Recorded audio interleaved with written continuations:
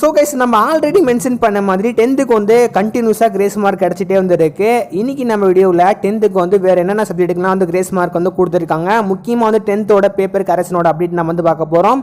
அது மட்டும் இல்லாமல் நிறைய பேர் 11th வந்து பேப்பர் கரெக்ஷன் எப்போ ஸ்டார்ட் ஆக போகுது சொல்லிட்டு அதுவுமே கேட்டிருந்தீங்க. அப்புறம் வந்து 12th நம்ம வந்து டீட்டெயிலாக A to Z நம்ம வந்து பார்க்க போகிறோம். அதுக்கு முன்னாடி நம்ம சேனல் வந்து ஃபஸ்ட் டைம் வந்து பார்க்குறீங்க அப்படின்னு நினச்சிங்கன்னா மறக்காமல் அந்த லைக் பட்டனும் சப்ஸ்கிரைப் பட்டனும் ப்ரெஸ் பண்ணிக்கோங்க. நம்ம வந்து பப்ளிக் எக்ஸாம் பற்றி அப்புறம் வந்து முக்கியமாக கிரேஸ் மார்க் இன்ஃபர்மேஷன் அப்புறம் வந்து பேப்பர் கரெக்ஷனோட டே பை டே அப்படின்னு நம்ம வந்து போட்டுட்டு இருக்கோம். முக்கியமாக நம்ம வந்து ஸ்டாஃப் வந்து என்ன சொல்கிறாங்களோ அதை பேஸ் பண்ணி நம்ம வந்து அப்டேட் வந்து கொடுத்துட்டு இருக்கோம். அதனால வீடியோ பார்க்குறவங்க மறக்காமல் வந்து சப்ஸ்கிரைப் பண்ணிட்டு பாருங்கள். நீங்கள் வந்து சப்ஸ்கிரைப் பண்ணுறது மூலியமாக தான் எனக்கு வந்து நெக்ஸ்ட் வீடியோ போடுறதுக்கு ரொம்பவே வந்து பூஸ்ட்ஃபுல்லாக இருக்கும். ஸோ அதனால வந்து பண்ணுவீங்கன்னு சொல்லிட்டு நான் வந்து நம்புகிறேன். ஸோ பண்ணிட்டீங்கன்னு சொல்லிட்டு நான் வந்து எக்ஸ்பெக்ட் பண்ணுறேன். மறக்காமல் பண்ணிடுங்க.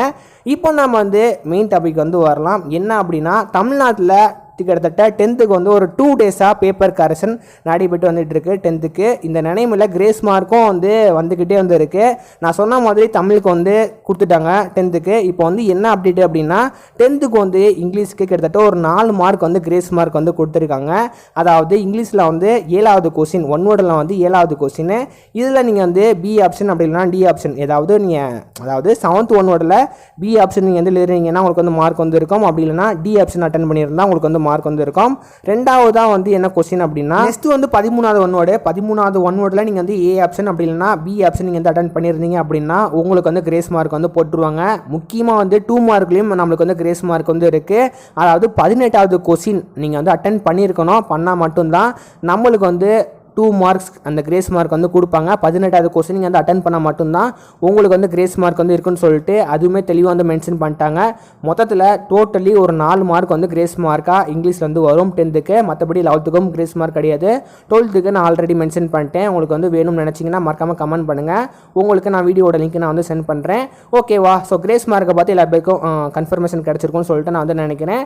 இப்போ நம்ம வந்து பேப்பர் கரெக்ஷனோட அப்டேட்டை நம்ம வந்து பார்க்க ஆரம்பிச்சிடலாம். நான் சொன்ன மாதிரி 10th வந்து கிட்டத்தட்ட ஒரு 2 டேஸாக பேப்பர் கரெக்ஷன் நடைபெற்று வந்துட்டு இருக்கு. இந்த நிலைமையெல்லாம் நிறைய பேருக்கு எப்படி வந்து பேப்பர் கரெக்ஷன் பண்ணுறாங்க, பாஸ்லாம் போடுறாங்களா இல்லையா அப்படி சொல்லிட்டு மாணவர்கள் உங்களுக்கு வந்து தெரிஞ்சுக்க ரொம்பவே வந்து ஆர்வமாக இருக்கும். முக்கியமாக 12th வந்து எப்படி திருத்தினாங்களோ அதே மாதிரி தான் வந்து 10th திருத்துறாங்க.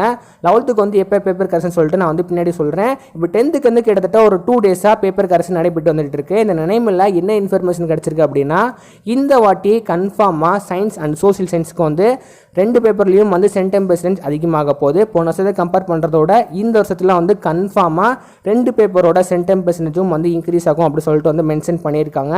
ஸோ போன வருஷத்தில் வந்து கொஞ்சம் கொஸ்டின் பேப்பர் அப்படி இப்படின்னு இருந்திருக்கும். ஆனால் இந்த வருஷத்தில் வந்து கொஸ்டின் பேப்பர் ரொம்பவே வந்து ஈஸி. ஆனால் சயின்ஸு பொறுத்த வரைக்கும் கொஞ்சம் கஷ்டமாக கேட்டிருந்தாங்க. இருந்தாலும் நிறைய ஸ்டூடெண்ட்ஸ் வந்து சயின்ஸ் வந்து பாஸ் ஆகிருக்காங்க. முக்கியமாக இந்த சென்டம் வந்து எடுத்திருக்காங்க. சரிங்க ப்ரோ 10th பொறுத்த வரைக்கும் ஃபெயிலியரே கிடையாதா அப்படி சொல்லி நீங்கள் வந்து கேட்டிங்க அப்படின்னா ஃபெயிலியர் இருக்காங்க. சடனாக நீங்கள் வந்து பயந்துடாதீங்க. ஃபெயிலியர்ஸ் இருக்காங்க. அது வந்து எப்படி நான் வந்து சொல்கிறேன் அப்படின்னா நிறைய ஸ்டூடெண்ட்ஸ் வந்து ஜஸ்ட்டு ஒரு 20 ஒன்னோடு இருக்குன்னா அந்த 20 ஒன்னோடு அட்டன் பண்ணிட்டு ஒரு 2-3 கொஸ்டின் அட்டன் பண்ணிட்டு வந்து போயிடுவாங்க தெரியுமா. ஸோ அந்த மாதிரி ஸ்டூடெண்ட்ஸ்க்கு மட்டும்தான் வந்து ஃபெயில் ஆகிற மாதிரி இருந்திருப்பீங்க. மற்றபடி நீங்கள் கொஸ்டின் பேப்பருக்கு எல்லா கொஸ்டின்ஸும் அட்டன் பண்ணியிருந்தீங்க அப்படின்னா கன்ஃபார்மாக நீங்கள் வந்து பாஸ் ஆகிடுவீங்க. அதனால் பயப்படப்பட தேவைகள் கிடையாது. ஃபெயிலியர்ஸ் இருக்காங்க. ஒன்றுமே நீங்கள் வந்து எழுதுனா மட்டும்தான் நீங்கள் வந்து பயப்படணும். நீங்கள் வந்து கன்ஃபார்மாக எல்லா கொஸ்டின்ஸும் அட்டன் பண்ணியிருந்தீங்க அப்படின்னா கன்ஃபார்மாக நீங்கள் வந்து நல்ல மார்க் வந்து எடுத்துருவீங்க. 12th பொறுத்த வரைக்கும் ஆல்ரெடி பேப்பர் கரெக்ஷன் கிட்டத்தட்ட முடிகிற நிலைமையில் வந்து இருக்குது. இனி வந்து ஒரு 2 டேஸ் வந்து நடைபெறும். அதுக்கடுத்து வந்து முடிஞ்சிடும் 12th. 11th பொறுத்த வரைக்கும் கம்மிங் 16ஆம் தேதி வந்து உங்களுக்கு பேப்பர் கரெக்ஷன் ஸ்டார்ட் பண்ண போகிறாங்க. ஸோ கவர்மெண்ட் சைட்லேருந்து ஆல்ரெடி மென்ஷன் பண்ணிட்டாங்க. உங்களுக்கு வந்து 16ஆம் தேதி வந்து பேப்பர் கரெக்ஷன் வந்து நடைபெற போகுது. முக்கியமாக எலெக்ஷன் வந்து வரப்போகுது. அதனால நிறைய பேர் எலெக்ஷன் வரனால பேப்பர் கரெக்ஷனோட டேட் வந்து மாறாதான் சொல்லிட்டு கேட்பீங்க. கன்ஃபார்மாக வந்து மாறும். கிட்டத்தட்ட ஒரு 2 டேஸ் மட்டும்தான் 11th வந்து பேப்பர் கரெக்ஷன் வந்து நடைபெறும்.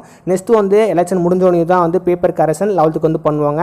ஆனால் 10th நம்மளுக்கு எலெக்ஷனுக்கு முன்னாடியே எல்லா பேப்பரும் வந்து திருத்தி முடிச்சிருவாங்க. இதுதான் வந்து லேட்டஸ்ட்டாக கிடச்சிருக்கிற இன்ஃபர்மேஷன். மற்றபடி இந்த வீடியோ பார்த்து டவுட் இருந்துச்சுன்னா கீழே வந்து மறக்காம வந்து கமெண்ட் பாக்ஸில் கமெண்ட் பண்ணுங்கள்.